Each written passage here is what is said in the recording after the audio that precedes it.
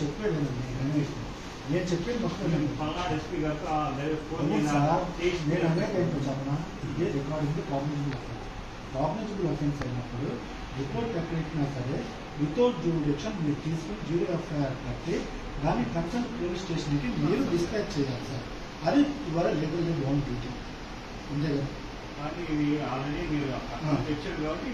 అక్కడి నుంచి రావాలి. ఆ రోజు 13వ తారీఖు సార్ నేను చూడండి గట్టిగా నేను చాలా స్లోగా చెప్తున్నాను. నేను చాలా స్లోగా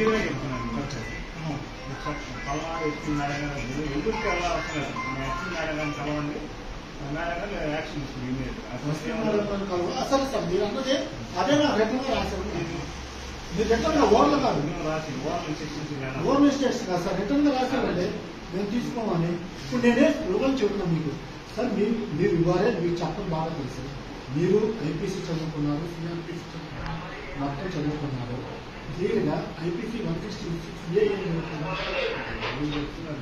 ఏం చదువుతుంది సార్ మనకు తెలుసు ఏం చదువుతుంది. నేను అనేది ఏంటంటే ఇప్పుడు జీరో ఎఫ్ఐఆర్ అనేది ఇంట్రడ్యూస్ చేశారు. Zero FIR and FIR can be registered by any police station with respect to our jurisdiction where it receives a complaint regarding to cognizable offence.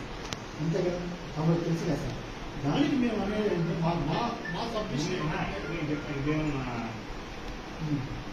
Specially grave cases. ఎందుకంటే specially grave case ఏంటంటే ప్రాణాపాయంతో అతను పారిపోయి 13వ తారీఖు పారిపోయిన